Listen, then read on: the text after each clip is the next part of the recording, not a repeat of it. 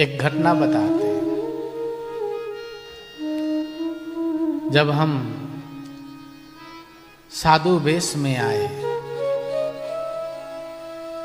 तो महात्मा लोग हमसे कहे, महात्मा सब तू कौन हो? तो जो बाबा ने नाम दिया मैं बोलता देवदास। तो बड़े चालाक थे महात्मा लोग, पूछते थे तुम्हारा जाति क्या है? अब उस समय छोटे में जो मुंह से निकला निकल गया। बोलते नहीं, अभी तुम साधु नहीं बने हो, तुम्हारी जाति अर्थात तुम अभी बटे हुए हो। बाद में हमें सिखाया गया कि बच्चा, जब तक तुम्हारे पिछले संस्कार तुम्हारे में जीवित रहेंगे तब तक तुम परमात्मा के सन्मुख नहीं हो पाओगे।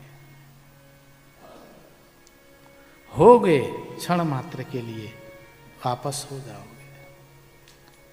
पिछले जन्म अर्थात अब तुम साधु स्वरूप में हो, ये तुम्हारा नया जन्म है।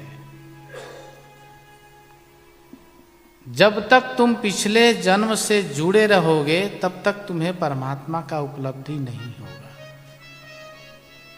और जब उसकी उपलब्धि हो जाएगी तो सारे जन तुम्हारे हैं। फिर तुम्हें कोई रोक भी नहीं पाएगा। सारे संसार के रिश्ते नाते तुम्हारे हो जाएंगे। मैं प्रार्थना करता था बाबा से कि गुरुदेव हमारा पिछला जन्म खत्म हो जाए, मैं पिछले जन्म में कभी वापस ना जाऊं। बाबा ने एक दिन बुलाया और बोले, बच्चा देवदासवा। हमने कहा जी सरकार, आओ मैं तुम्हें आत्मसात कराता हूं। तो हमने बोला सरकार वो क्या होता है आत्मसात? अरे बच्चा, तुम्हारे आत्म स्वरूप का बोध करवाता हूं। देवरिया मचान की घटना है ये। बाबा मचान के सीढ़ी पे बैठे थे, मैं नीचे बैठा हुआ था। बाबा ने कहा बच्चा दंडवत कर। मैंने दंडवत किया। बाबा दोनों चरण रखे और बोले कि बच्चा देख तुम्हारा शरीर कहाँ है।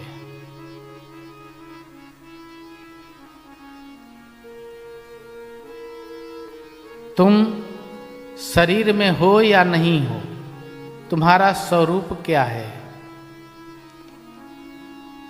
वहीं गोकुलदास जी महाराज जी भी बैठे हुए थे। तो मैंने बाबा से बोला कि बाबा मेरा शरीर कहीं नहीं दिख रहा है, और ऐसा हुआ कि मैं हूं ही नहीं, जैसे ना हवा में मिल गए हम, कुछ भी नहीं दिख रहा है। और मैं ये भी देख रहा हूं कि मैं अपने आप को ढूंढ रहा हूं, कहीं सब जगह खाली, और ऐसे लगे जैसे मैं एक आकृति में बदल गया। हमारा ये स्थूल शरीर ही खत्म हो गया।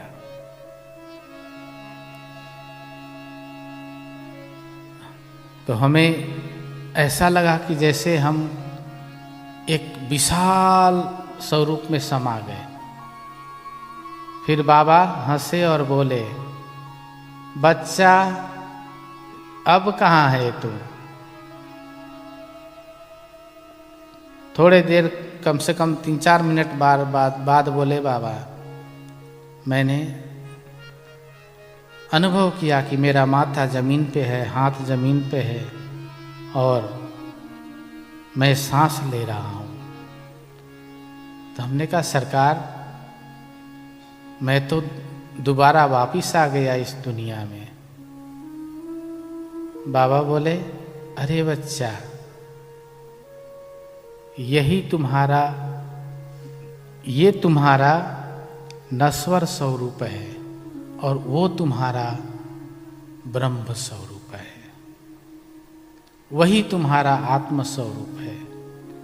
बच्चा, मैंने अभ्यास करवा दिया, अब तुम निरंतर इसका अभ्यास करके और इसी में लीन हो जाना। आज भी मैं उसका अभ्यास करता हूं और जो मेरा साधु बनने से पहले का शरीर था उसी को मैं पिछला जन्म मानता हूं। समझ रहे हैं ना? लेकिन आप लोग तो साधु बने नहीं। बनना है? अपने आप को भगवान को समर्पित कर दीजिए। जैसे ही आप समर्पित करेंगे परमात्मा को, आपका गोत्र बदल जाता है। गोत्र बदल गया, आपका नया जन्म हो गया। जैसे एक कन्या विवाह करके दूसरे घर में जाती है, जाते ही विवाह के समय उसका गोत्र बदल जाता है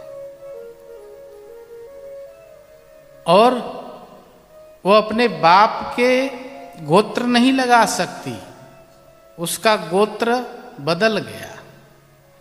ऐसे ही कैसे? क्योंकि उसको पति मिल गया और पति के मिलते ही वो पति के गोत्र में समाहित हो जाती है।